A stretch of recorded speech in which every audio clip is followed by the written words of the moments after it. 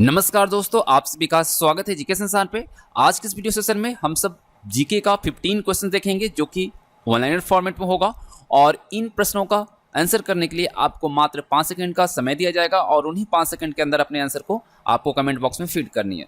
और ये क्वेश्चन जो है आपके सारे एग्जामिनेशन पॉइंट ऑफ व्यू से इंपॉर्टेंट है, तो आप बिना स्किप किए सारे क्वेश्चन को लगाइएगा। और अगर आप हमारे चैनल पर पहली बार हैं तो चैनल को सब्सक्राइब कर बेल आइकन को प्रेस कर लीजिएगा। तो इसके सेशन के अंतर्गत जो कुछ महत्वपूर्ण प्रश्न हैं आप यहाँ पर स्क्रीन पर देख सकते हैं। इस तरह के क्वेश्चंस आपको इस सेशन के अंतर्गत मिलेंगे। तो चलिए बिना देर के सेशन को स्टार्ट करते हैं और पहले क्वेश्चन की तरफ बढ़ते हैं।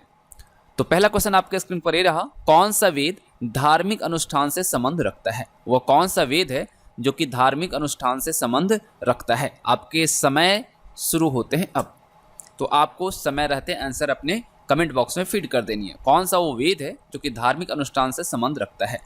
तो आपका समय होता है समाप्त। सही आंसर हो जाएगा यजुर्वेद। ठीक है, देखिए यजुर्वेद का जो उपवेद है धनुर्वेद है और इसके रचयिता कौन है? विश्वामित्र।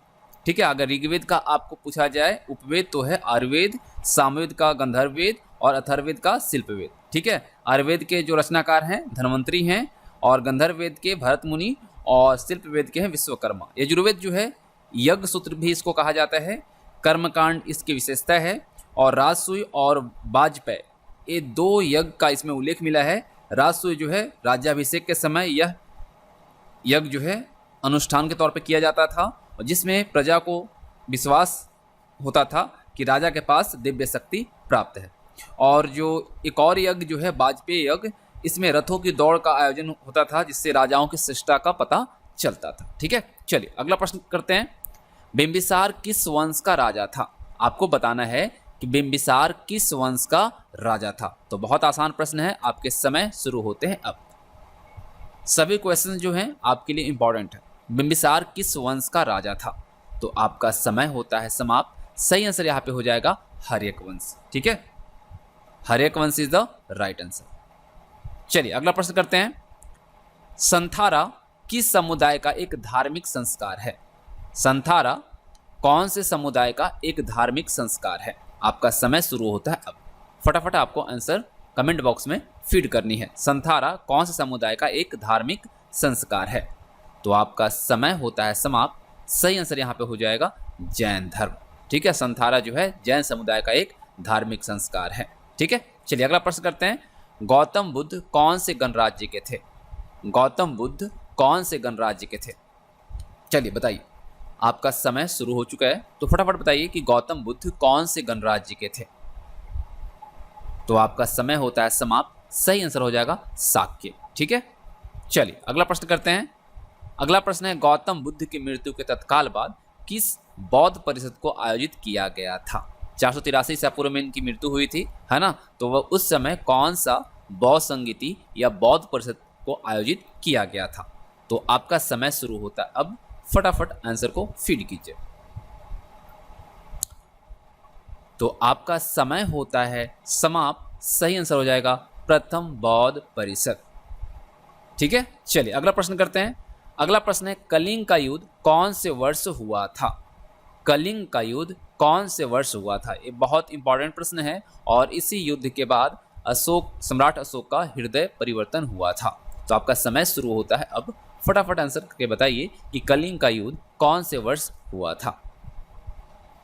तो आपका समय होता है समाप्त। सही आंसर हो जाएगा 261 ईसा पूर्व। ठीक है, चलिए अगला प्रश्न करते हैं। अगला प्रश्न है, चंद्रगुप्त 322 से 298 ईसा पूर्व किस वंश का शासक था? चंद्रगुप्त जो थे वह किस वंश के शासक थे? आपका समय शुरू होता है अब। फटाफट आंसर कीजिए, चंद्रगुप्त किस वंश के शासक थे? तो आपका समय होता है समाप्त। सही आंसर यहाँ पे हो जाएगा मौर्य वंश। ठीक है, चलिए अगला प्रश्न करते हैं।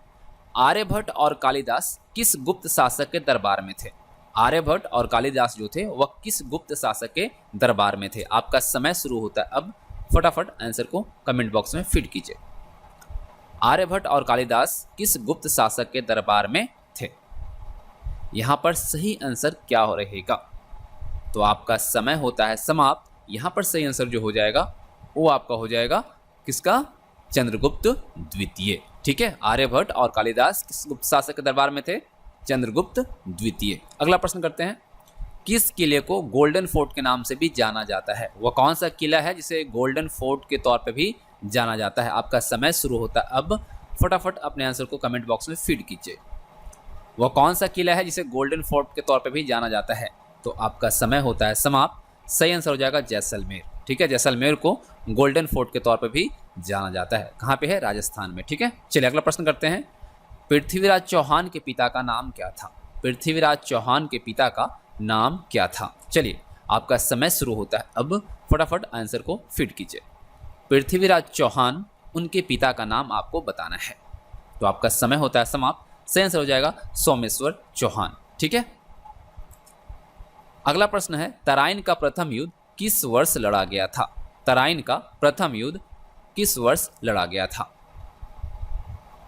चलिए बताइए, फटाफट बताइए, तराइन का प्रथम युद्ध किस वर्ष लड़ा गया था?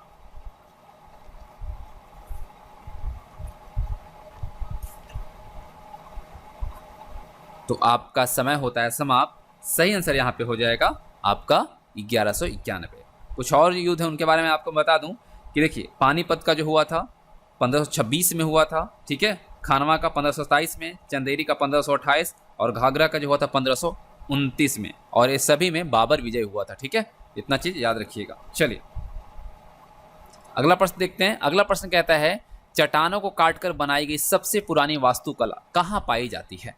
चट्टानों को काटकर बनाई गई सबसे पुरानी वास्तुकला कहाँ पाई जाती है? आपका समय शुरू होता है अब। मैं आपको ऑप्शन भी देता हूँ, बिहार, महाराष्ट्र, गुजरात और बंगाल। तो आपका समय होता है समाप्त। सही आंसर हो जाएगा बिहार। चट्टानों को काटकर बनाई गई सबसे पुरानी वास्तुकला कहाँ पाई जाती है? बिहार। ठीक है, चलिए अगला प्रश्न करते हैं। एलिफेंटा की गुफाएं किस देवता को समर्पित है? एलिफेंटा की गुफाएं किस देवता को समर्पित है? आपको बताना है। चलिए, एलिफेंटा की जो गुफाएं हैं वह कौन से देवता को समर्पित है? आपका समय होता है समाप्त। सही आंसर हो जाएगा लॉर्ड शिव, भगवान शिव को समर्पित है एलिफेंटा की गुफाएं। अगला प्रश्न करते हैं। अगला प्रश्न है, दीवाने कोही के रूप में विख्यात कृषि विभाग किसके द्वारा बनाया गया था? देखिए, दीवाने कोही क्या था?